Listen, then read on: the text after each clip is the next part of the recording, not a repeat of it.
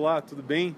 Eu sou o Douglas, eu tenho 34 anos e eu sou um frequentador assíduo do Holy Hour. Mas talvez você esteja perguntando, mas o que é o tal do Holy Hour? O Holy Hour nada mais é do que um encontro de homens que querem viver uma vida melhor, baseando a sua vida em princípios e valores voltados à hombridade e integridade. E tudo isso à luz de um manual onde nós acreditamos que é a receita fundamental para o nosso dia a dia. E esse manual chama-se Bíblia. Aqui, na verdade, não é um encontro religioso ou um encontro voltado à igreja, mas sim um encontro voltado a todo e qualquer homem que quer ter uma vida melhor, que quer fazer diferença na sociedade em que vive. Se você quiser fazer parte desse movimento, venha e una-se a nós. Vai ser um prazer te receber aqui.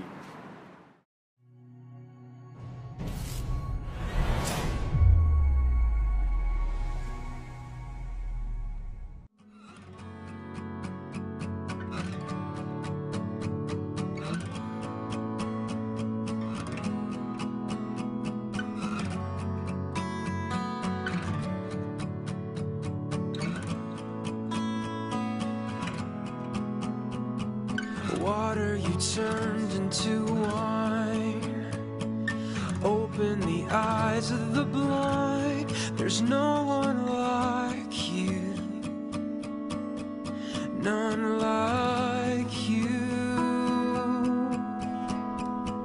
Into the darkness you shine. Out of the ashes we rise. There's no one like you. None like you. Our God is greater, our God is stronger. God, you are higher than any other. Our God is healer, awesome in power. Our God, our God.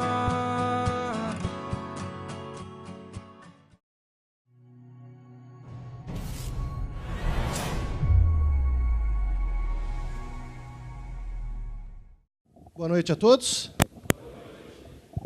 Um prazer estar aqui novamente no Holy Hour, com os irmãos, com os amigos. Nós vamos falar hoje a história bíblica, mas não é um sermão, é uma palestra. É uma história bíblica que vai nos inspirar a trazer lições para o nosso dia a dia, lições de superação, lições de como agir diante da adversidade. E é uma história que eu gosto muito e no final eu vou dizer por quê. Temos aqui alguém de alguma família real? Alguém levantou a mão ali. É bom a gente perguntar antes. Veja, eu nunca tive o prazer de viver em um palácio. Tive o prazer de visitar alguns aí como turista, mas nunca de viver em um palácio.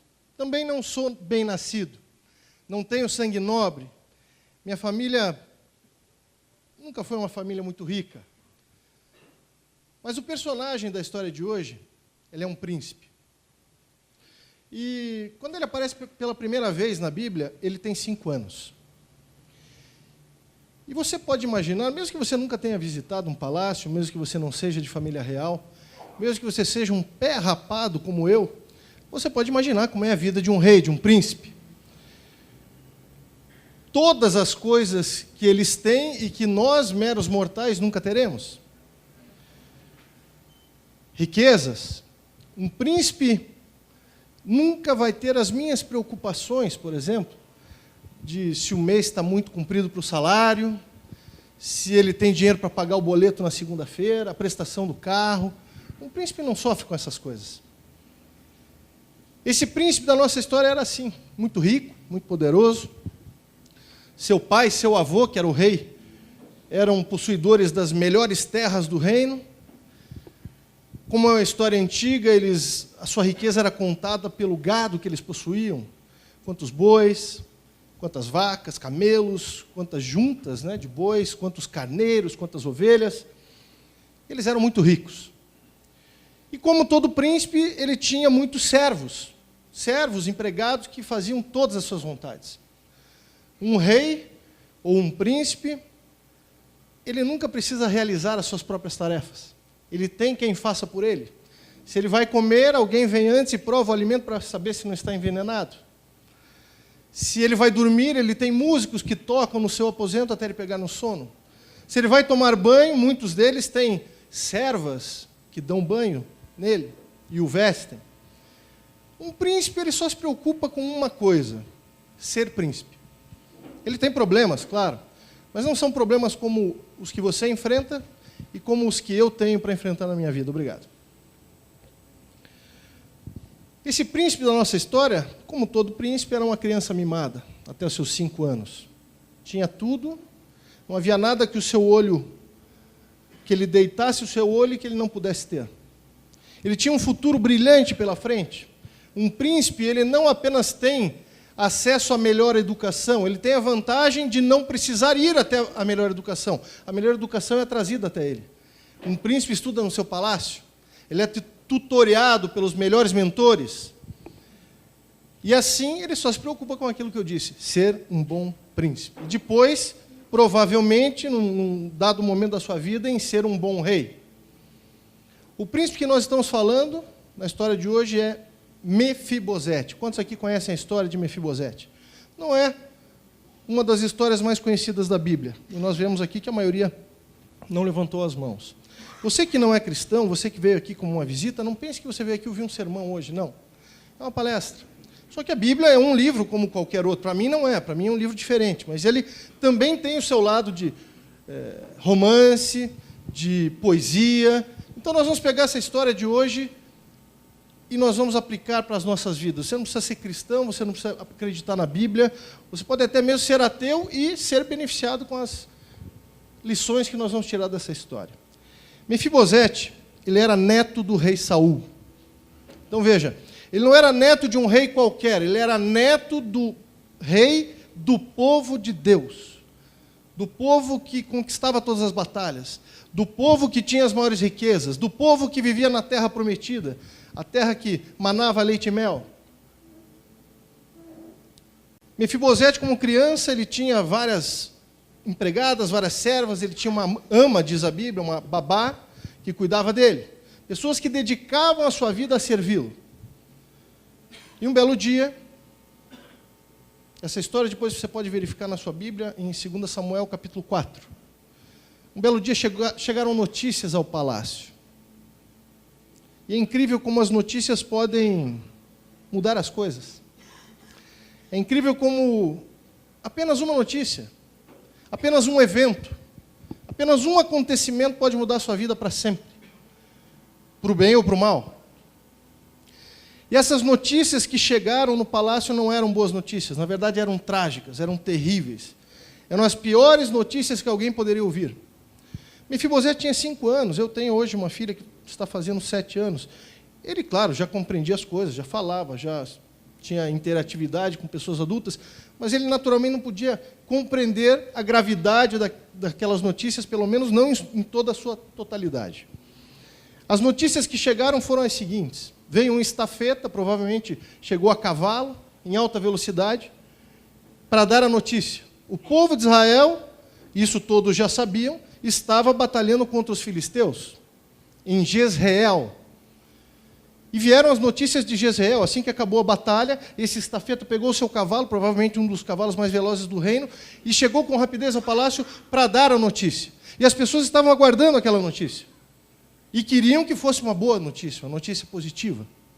Uma notícia que alegrasse o povo. Ou seja, a notícia que eles esperavam era: Israel venceu a batalha. Mas a notícia que chegou era exatamente o contrário.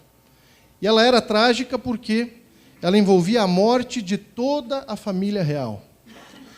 Saul e seus 3 filhos morreram na batalha contra os filisteus. Saul acabou suicidando-se quando ele viu que estava cercado pelo inimigo, ele não queria cair vivo nas mãos do inimigo para não ser feito de palhaço. Normalmente, quando se capturava um rei, furavam os olhos dele, às vezes o deixavam despido, faziam ele desfilar em praça pública e o torturavam até chegar ao ponto em que cortavam a sua cabeça. Então ele, sabendo que já ia morrer e que ia sofrer e que seria envergonhado perante os seus inimigos, ele cometeu suicídio. E a notícia que chega ao palácio é essa. perdemos a batalha. Saul morreu e todos os seus 3 filhos, inclusive Jonatas, que era o pai de Mefibosete. Morreram, todos. O que acontece quando um reino perde uma batalha? Normalmente, ele é invadido pelo reino vencedor. Normalmente, o inimigo invade o palácio e a primeira coisa que eles fazem? Eliminar todos os cortesãos. Eliminar principalmente todos os descendentes do rei. Então, agora, aquelas pessoas que viviam no palácio estavam em perigo. Perigo de morte. Depois leia na sua Bíblia. São poucos versículos que relatam essa história, mas são versículos muito profundos. Na correria, porque veja, quando chegou a notícia ao palácio, essas pessoas não tiveram tempo nem de fazer mala. Não dá tempo de você arrumar todas as coisas. Veja, vou fazer um parênteses aqui. Eu gosto de viajar, eu imagino aqui que a maioria das pessoas gostem de viajar. A minha esposa adora viajar. A minha esposa, quando nós vamos passar um final de semana na nossa casa de praia, 2 dias, chegar na sexta, sair no domingo, e ela vai preparar a mala, ela leva aproximadamente, sem exagero nenhum, 4 horas. 4 horas. Eu não sei se a sua esposa é assim. Porque ela abre a mala, ela abre o armário, ela olha para todas as roupas, ela está indo para a praia, mas ela está olhando os casacos de pele, os gorros, está olhando tudo. E daí ela coloca tudo na mala. Ela para, pensa um pouco e tira tudo de volta. Não vou levar. Mudei de ideia. E ela faz isso umas 10 vezes. Eu não sei se você, na sua casa, passa por isso. Mas para mim, viajar, o maior terror da viagem são as malas. Eu já saio de casa quando eu sei que ela vai fazer mala. É para não me irritar. As mulheres são maravilhosas, mas elas têm coisas diferentes da gente. Eu, quando faço uma mala, eu faço em 5 minutos. Tudo bem, eu esqueço metade das coisas que eu precisava levar. Tudo bem que chega tudo amassado lá. Tudo bem que, às vezes, eu vou para um lugar que eu preciso usar sapato, só tenho tênis. Mas eu faço em 5 minutos. Ela não deixa faltar nada. E isso é uma benção. Não falta nada mesmo. Tem roupa para passar um mês. Mas nós vamos só 2 dias. Nesse episódio, não teve tempo para fazer mala. Foi uma correria. Porque eles sabiam que, se o estafeta já teve tempo de chegar do campo de batalha até o palácio no seu cavalo, o inimigo também poderia estar chegando. E agora sai todo mundo correndo. E a Bíblia, se você for ler na sua casa, você vai ver que a Bíblia diz assim, que a ama de Mefibosete o pegou com pressa, afinal aquele menino agora era órfão, ele perdeu toda a sua família, e o pega na pressa para fugir, e na pressa ela o derruba no chão. E ele quebra os 2 pés. Isso foi séculos antes de Cristo. Hoje, se você quebrar os 2 pés, ou uma criança quebrar os 2 pés, ela vai passar, uma criança ainda menos tempo do que um adulto, ela vai passar 15 a 20 dias no gesso e vai ter os pés perfeitos para o resto da vida. Mas naquela época, sem atendimento, sem a medicina que nós conhecemos, aquele menino ficou aleijado para o resto da vida. Então, primeiro ponto dessa história, a vida que Mefibosete teria em contraste com a vida que ele realmente teve. Mefibosete saiu do palácio, agora órfão, e foi levado provavelmente para a casa da sua babá. Ele não tinha com quem ficar. A pessoa mais próxima dele agora, a sua família, era a sua babá. E essa babá, apesar de viver no palácio, naturalmente ela não era da família real. Ela tinha sua família, ela tinha sua origem humilde, provavelmente. E ela levou Mefibosete para uma terra chamada Lodebar. Lodebar significa terra sem pasto. Algumas traduções dizem terra do esquecimento, terra dos pobres. Ele sai do palácio para a terra sem pasto. Pense você num lugar pobre. Pense você num lugar feio. Pense num lugar sujo, onde ratos andam pelas ruas, onde baratas sobem pelas paredes, onde as casas são apenas amontoados de pedra. Não são casas com telhado, com porta, com janela. Pense na pior favela que você já teve o desprazer de olhar. Lodebar era pior. Esse garoto que tinha tudo, as melhores terras, o melhor gado, as melhores carruagens, todo o dinheiro e ouro que ele pudesse querer, ele agora não tem nada. Ele vira um pobre e miserável. Mais do que isso, ele vira um aleijado, ele perdeu também a sua saúde. Mais do que isso, ele perdeu sua família, agora ele está solitário, vivendo com pessoas que não são da sua família. Ele perdeu tudo, ele perdeu também a dignidade, sabe por quê? Não só por deixar de ter nobreza, deixar de ser da família real. Ele perdeu a dignidade porque naquela época, pessoas aleijadas, pessoas cegas, pessoas com qualquer deficiência física, as outras pessoas não tinham compaixão delas. As outras pessoas pensavam que ela estava sendo castigada por Deus.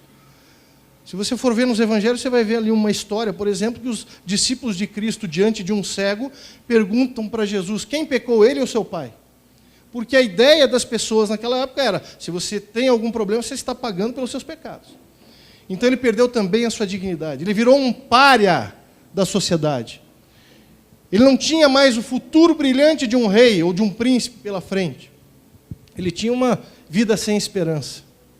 Uma vida sem nenhuma perspectiva, um horizonte sombrio. Como disse aqui o Daniel, todos os dias eram cinza. Mas eu tenho um amigo palestrante que diz o seguinte, leve essa lição para a sua vida. A frase não é minha, mas ela é verdadeira.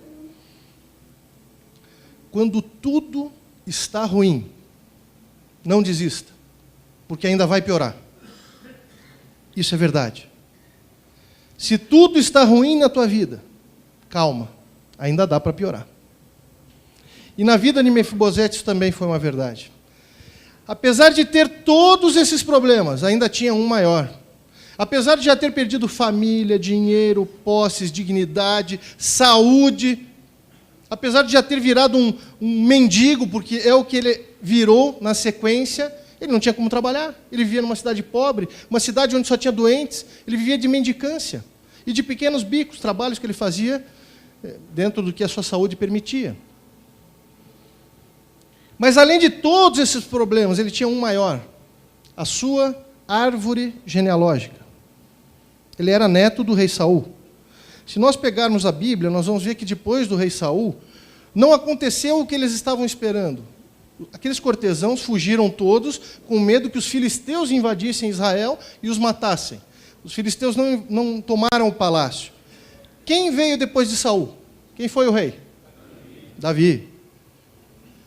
Davi tornou-se rei. E qual é o problema nisso? O problema nisso é que os homens de Davi, sem a ordem de Davi, invadiram o palácio e mataram todos os outros 7 que haviam sobrado da linhagem de Saul. Todos. Porque é isso que você faz, quando um rei cai e outro entra, se você não for da mesma família dele, você mata. Mas Davi não tinha permitido aquilo. Davi não tinha dado autorização para aquilo. Depois ele puniu os seus homens, os homens que fizeram essa matança, ele os puniu. Mas, enfim, morreram. E se Mefibosete tivesse ficado no palácio, teria morrido também. E agora Mefibosete, ele cresce em Lodebar, naquela terra sem pasto, com um problema gravíssimo, além de todos os outros. Medo. Uma paralisia total. Mefibosete, tudo o que ele mais queria era ser esquecido. Tudo o que ele mais queria era o anonimato. Por quê? Porque ele cresceu criado pela sua babá. E a versão dos fatos que ele tinha não era a versão bíblica, não era a versão do lado da história de Davi, porque Davi foi perseguido por Saul. Boa parte de sua vida. Saul, por inveja, perseguiu Davi e tentou matá-lo várias vezes. Então a história que Mefibosete, que era neto de Saul, ouvia era a seguinte: Davi, esse rei que está lá, é um usurpador. Davi ordenou que os seus homens matassem os teus tios que estavam ainda no castelo, no palácio. Morreram todos, não sobrou ninguém da tua família por culpa de Davi. E sabe o que pode acontecer de pior na sua vida, Mefibosete? Davi descobrir que você está vivo. Se ele souber que você está vivo, você será das duas uma, ou preso para o resto da sua vida, ou você será morto. Porque você é um risco para ele. Você é o único que tem direito ao trono, direito sanguíneo ao trono, e que pode fazer frente para Davi. Então é o seguinte: cresça aqui em Lodebar, viva aqui em Lodebar, morra aqui em Lodebar. Não faça nada na sua vida que possa te destacar. Não faça nada que permita que o rei Davi algum dia ouça falar que você está aqui vivo, porque aí você vai morrer. Mefibosete era um homem paralisado pelo medo. Talvez essa noite eu esteja falando aqui para alguém que está paralisado pelo medo. Medo de perder o emprego, medo de perder uma pessoa querida para a morte, medo de não vencer algum vício que o está levando para o precipício, medo da crise, medo, medo, medo, medo. Você já se preocupou alguma vez na sua vida? Eu me preocupo bastante, mas não devia. Não devia. Nós pensamos em coisas que ainda não aconteceram, nós nos preocupamos com problemas que ainda não existem. Eu me lembro no meu primeiro emprego, hoje, isso eu já aprendi, mas no meu primeiro emprego, eu ganhava bem, eu tinha acabado de entrar naquele emprego e vinha de uma dificuldade financeira muito grande, e aquele emprego era muito importante para mim. Eu passava um medo terrível, eu tinha um medo horroroso de perder meu emprego. Só que era um medo irreal. Eu nunca perdi aquele emprego, eu saí de lá quando eu quis, para montar minha própria empresa. Eu fiquei 16 anos naquela empresa. Passei 16 anos com medo, vou perder meu emprego, vou perder meu emprego, vou perder meu emprego. Você já fez isso com algum problema na sua vida? Um problema que nem existe, e você está se preocupando? Essa era a vida de Mefibosete. A preocupação, a ansiedade, a angústia, causados por um problema que ainda não existia. Ele tinha medo que viesse a acontecer do rei Davi descobrir que ele estava vivo. Então ele vivia paralisado. Milhões de pessoas, milhões de homens, homens de Deus, vivem paralisados pelo medo, pela depressão, pela ansiedade, pela angústia, pela perda de um parente, pelo passado. Nós ou estamos preocupados com um futuro que ainda não existe, ou nós estamos carregando todo um sofrimento de um passado de anos, de décadas, de história, de erros no passado, de dores passadas. E sabe o que a Bíblia diz para você e para mim? Viva o dia de hoje. Basta cada dia o seu próprio mal. Mas nós teimamos em viver o futuro, antevê-lo, ou em viver o passado. E Mefibosete sofria desse mal.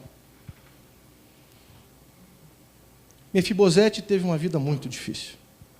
Mefibosete perdeu tudo. Talvez, diante da crise que aconteceu no nosso país, que ainda estamos vivendo, muitos aqui tenham perdido seu emprego. Talvez alguns aqui tenham perdido uma pessoa muito próxima da família, um filho, uma filha, uma esposa.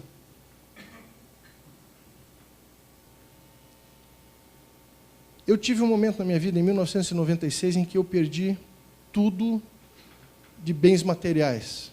Glória a Deus que manteve toda a minha família, manteve a minha saúde. Mas em 96, eu tinha meus 23 para 24 anos, nós perdemos tudo. Meu pai teve um problema, ele já vinha com problemas financeiros desde o tempo do Collor, e aí veio Plano Real e embolou tudo, e quando a gente viu, nós perdemos tudo. Eu vinha de uma família de classe média alta, não éramos ricos, mas nunca faltou nada. Eu até meus 23, 24 anos, e isso é ruim, viu? Isso é ruim.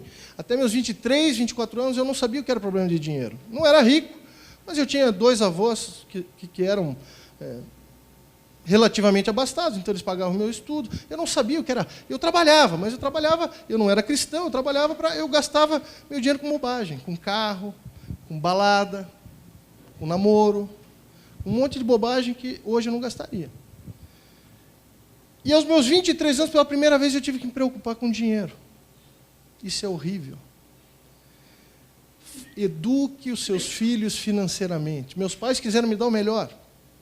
E a gente sempre quer dar o melhor para os filhos. Mas diga não para os seus filhos. Aprenda a dizer não. Aprenda a dizer não dá, mesmo que dê. Aprenda a dizer, olha, esse tênis, R$500, não dá. Mesmo que você tenha para comprar. Nós somos mordomos do dinheiro que nos é confiado. Mesmo que você tenha muito dinheiro, cuidado ao gastar o dinheiro, cuidado ao educar seus filhos com isso. Eu fui bem educado em alguns pontos, mas nesse ponto meus pais erraram. Eu e meus irmãos não sabíamos o que era passar dificuldade. E agora, da noite para o dia, as coisas vieram se avolumando, se avolumando, se avolumando. Imagine, eu já era um adulto, 23 anos, e os meus pais não me contaram. E, de repente, as coisas aconteceram. Da noite para o dia, nós perdemos casa de praia, 2 escritórios, todos os carros, moto importada que eu tinha, E a casa que nós morávamos, um prédio. Não tínhamos mais onde morar. O que sobrou? Um escritório pequeno, 6,5 metros por uns 5, em que meu pai mantinha a corretora de seguros dele, e aí fomos morar ali. Meu pai, minha mãe, meu irmão com o filho recém-nascido e esposa, e eu. Ah, e mais um irmão menor. Não cabia. 3 beliches dentro de uma corretora de seguros. Imagine os clientes chegando para ser atendidos pelo meu pai na corretora, e do lado 3 beliches, onde a gente dormia ali no edifício Asa, no centro. Pela primeira vez na minha vida, eu passei dificuldade. Depois eu conto como terminou a minha história. Vamos voltar para Mefibosete. A história de Mefibosete era muito pior que a minha, porque ele perdeu tudo mesmo. Ele perdeu tudo: dinheiro, família, dignidade e saúde. Não tem mais o que não sobrou nada. E ele tinha uma vida medíocre. Mas ele queria ter essa vida medíocre, porque se ele deixasse de ser medíocre, se ele se destacasse, havia o perigo de risco de morte, né? E um dia, o que ele mais temia aconteceu. Um dia Davi estava no palácio e, do nada, talvez por implicações espirituais, Davi resolveu perguntar para alguém: escuta, sobrou alguém da casa de Saul? Tem alguém vivo? Isso anos depois. Mefibosete já tinha crescido, já tinha constituído família e já tinha filhos. Ele devia ter entre 20 e 30 anos. Décadas depois, Davi pensou: sobrou alguém da casa de Saul? Sobrou alguém da linhagem de Jonatas? E um servo, que era servo da casa de Saul, chamado Ziba, ele diz assim: olha, que eu saiba, sobrou um só. Seus homens mataram quase todos. Sobrou um. Um garoto que é aleijado dos pés, chamado Mefibosete. E Davi perguntou: onde vive esse homem? Não sabemos. Eu quero que vocês tragam ele até mim. E agora começa uma busca por Mefibosete, até que alguém mais bem informado fala: olha, eu sei que ele mora em Lodebar, eu não sei aonde, mas ele mora em Lodebar. E Davi dá ordem para os seus servos que vão buscar esse homem. A carruagem real, imagine você aquela carruagem com 6 cavalos brancos, branquinhos, aquele pelo perfeito, aquele cavalo que toma mais banho do que nós. Né? Limpo, coisa mais maravilhosa. Aquela carruagem toda marchetada, com as iniciais do rei na porta. Agora essa carruagem maravilhosa, esse Rolls Royce dos tempos bíblicos, ele entra na cidade pobre, na favela de Lodebar. E agora o cocheiro não sabe para onde ir. Davi não estava na carruagem, ele ordenou que fossem buscar, mas ele não foi junto. Estava o cocheiro e o arauto do rei, que normalmente faz às vezes de porta-voz. E eles chegam na cidade e param na primeira esquina e perguntam para aquele gordinho do posto Ipiranga, sabe? Ele estava lá. Estava lá fazendo cesto. Você sabe onde é que mora o príncipe Mefibosete? Ele não falou lá no posto Ipiranga. Ele falou: príncipe? Que príncipe? Se você está procurando um príncipe, você está procurando um lugar errado. Isso aqui é uma cidade de leprosos, cegos, aleijados, pobres e miseráveis. Aqui não tem príncipe nenhum. Mas Mefibosete, você conhece alguém com esse nome? Eu conheço. E é um nome estranho, então provavelmente seja a pessoa que você está procurando. Mas ele não é príncipe. Ele é um aleijado, mendigo, e ele mora, você pode descer aqui 3 quadros, vira para a direita, vira para a esquerda, sobe, segunda lombada, sinaleiro. A casa mais podre que você encontrar naquela rua é a casa dele. Pode ir. E agora aquela carruagem maravilhosa com seus cavalos entra com certa dificuldade naquelas ruas estreitas. E dentro da casa de Mefibosete eles estavam provavelmente fazendo uma refeição, todos sentados, não em bancos, não em cadeiras, não em um confortável sofá, provavelmente no chão. Ou em pedaços de pedra, ou em tábuas ali que talvez fizessem às vezes de um banco. Comendo não a comida que você come na sua casa, não a que eu tenho para comer, não a que o rei come no palácio. Comendo as migalhas que eles conseguiram com a mendicância. E agora eles ouvem aquele barulho, um carro, uma carruagem. Aqui nessa favela não entram carruagens. Que barulho é esse de cavalos? Que barulho é esse de uma roda passando pelos paralelepípedos das ruas? O que é isso? E alguém vai até a janela. E a visão que ele tem é aterradora. O carro do rei. As iniciais de Davi na porta. E eles viram e dizem, corre, foge, Mefibosete. Como é que ele vai fugir? Ele é aleijado. O que ele vai fazer? Não dá para fugir. E o arauto desce da carruagem e bate forte na porta. Não há o que fazer, não tem como fugir, abre a porta. E eles abrem a porta. E agora o arauto lê a ordem do rei Davi. Desenrola aquele pergaminho.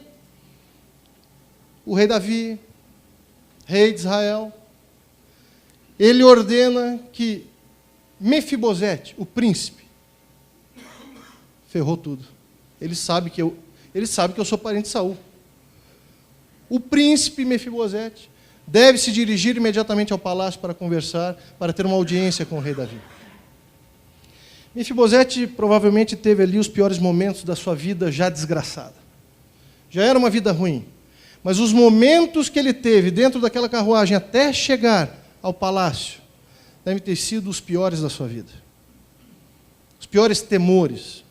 Ele imaginou o que é que o rei Davi iria fazer com ele. Claro que só passaram coisas ruins pela cabeça.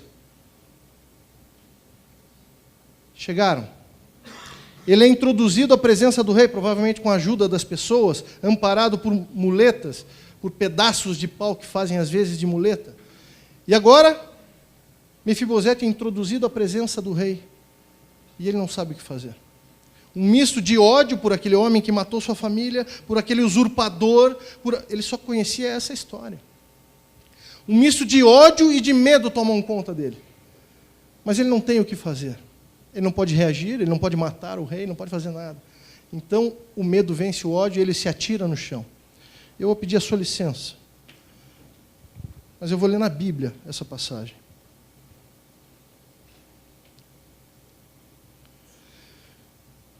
A continuidade da história está aqui agora em 2 Samuel 9, tá?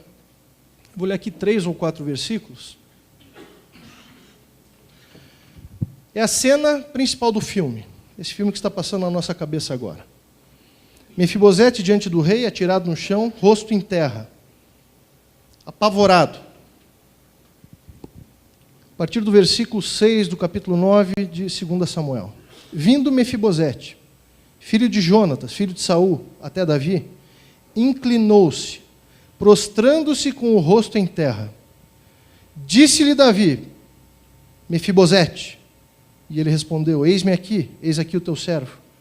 Então lhe disse Davi, preste atenção, não temas, porque usarei de bondade para contigo por amor de Jonatas, teu pai. Como é que é? Vai usar de bondade comigo? Você? O usurpador que há tantos anos eu temo? Vai usar de bondade comigo? Mas a história continua. E te restituirei todas as terras de Saul, teu pai. E tu comerás pão sempre à minha mesa. Então Mefibosete se inclinou e disse, quem é teu servo? Quem é teu servo, para teres olhado para um cão morto como eu? Chamou Davi a Ziba, que era servo de Saul, e lhe disse, tudo que pertencia a Saul, e toda a tua casa, Ziba, a casa de Ziba contava com 20 servos e 15 familiares. Toda a tua casa agora vai servir a família de Mefibosete.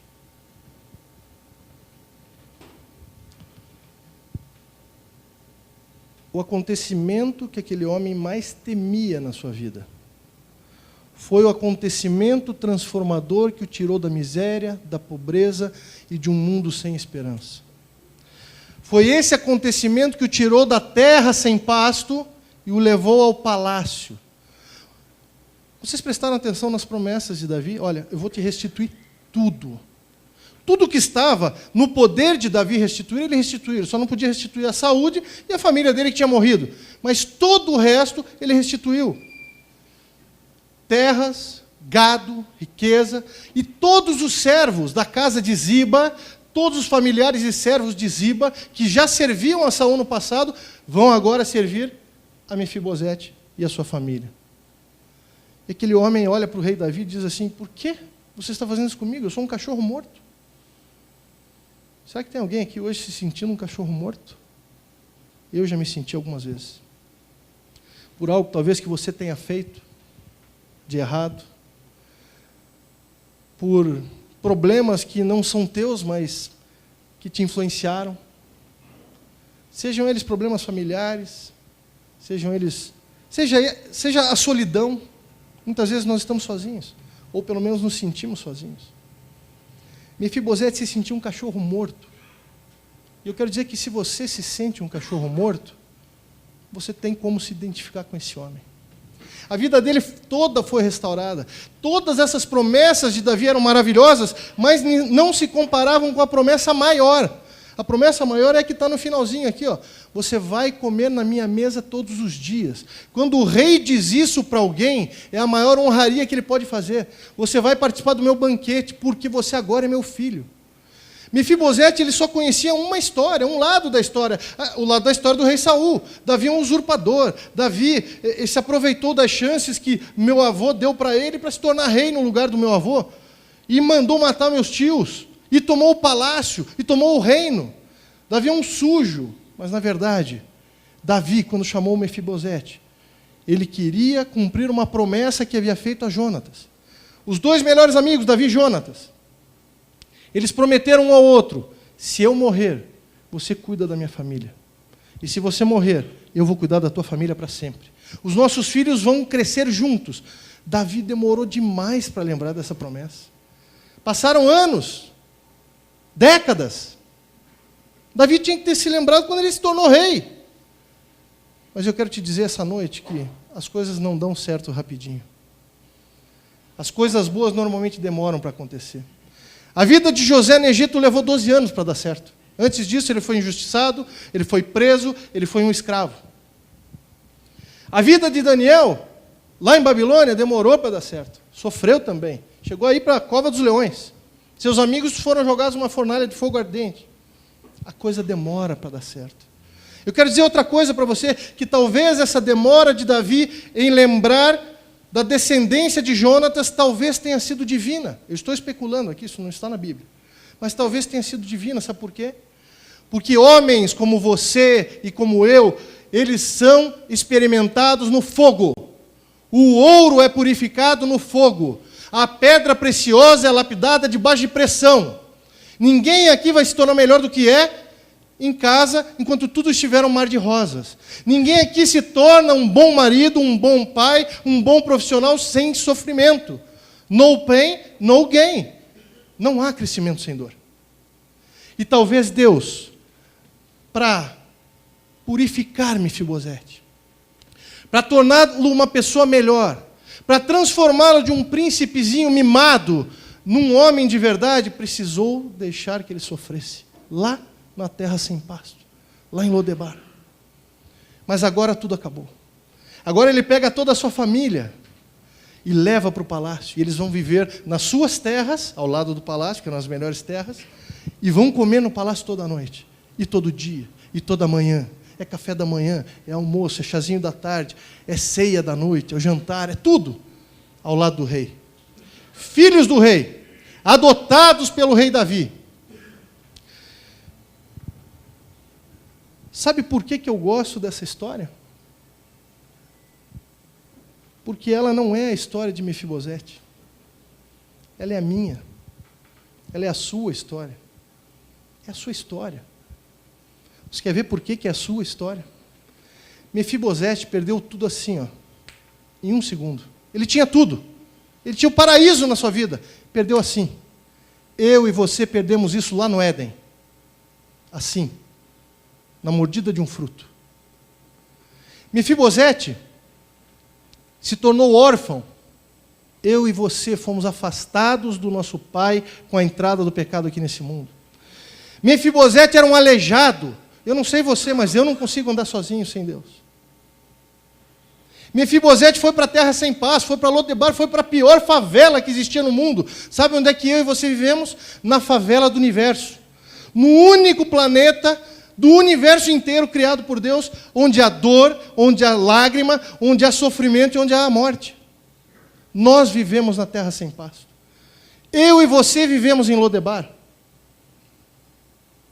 Mefibosete não tinha esperança, nós não temos também, aqui nesse mundo não há esperança.